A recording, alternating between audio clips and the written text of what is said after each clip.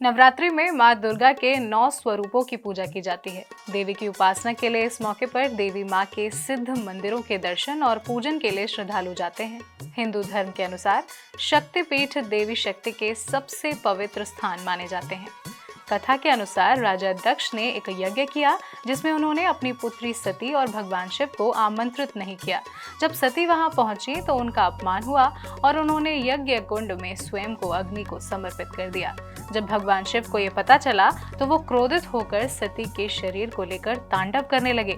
तब भगवान विष्णु ने सुदर्शन चक्र से सती के शरीर के टुकड़े कर दिए। जहां जहां ये अंग गिरे वहां शक्तिपीठ बने। माँ दुर्गा के 52 शक्तिपीठ हिंदू धर्म में अत्यंत पवित्र माने जाते हैं। ये भारत ही नहीं बल्कि नेपाल, पाकिस्तान, बांग्लादेश और श्रीलंका में भी स्थित है। नवरात्रि के समय इन स्थानों का महत्व और ज्यादा बढ़ जाता है।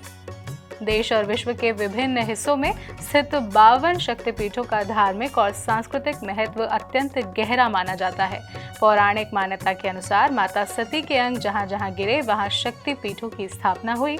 इन्हीं में असम के गुवाहाटी में स्थित कामाख्या शक्तिपीठ को योनि स्थान माना जाता है, जबकि पश्चिम बंगाल के वीरभूम में तारापीठ को माता का तीसरा नेत्र कहा जाता है।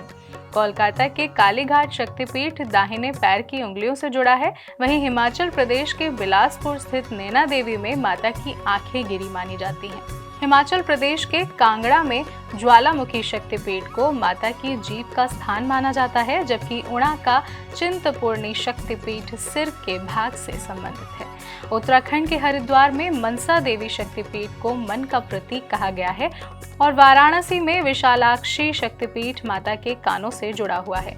मिर्जापुर का विंध्यवासिनी शक्तिपीठ माता की पीठ का स्थान है। पाकिस्तान के बलूचिस्तान में स्थित हिंगलाज माता शक्तिपीठ को ब्रह्मरन सिर का शीर्ष का स्थान माना जाता है, जबकि कश्मीर क्षेत्र में शारदा पीठ दाहिने हाथ से जुड़ा है। हिमाचल प्रदेश के कांगड़ा में चामुंडा देवी शक्तिपीठ माता के केशों से संबंधित है।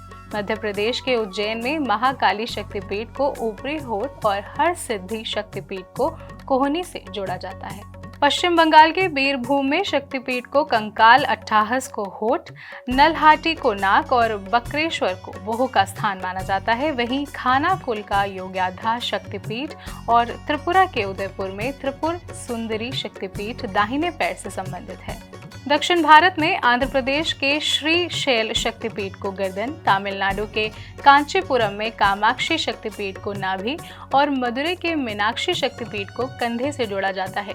कन्याकुमारी शक्तिपीठ को पीठ का भाग माना जाता है, जबकि श्रीलंका के त्रिकोमाली में शंकरी देवी शक्तिपीठ जंघा से संबंधित है।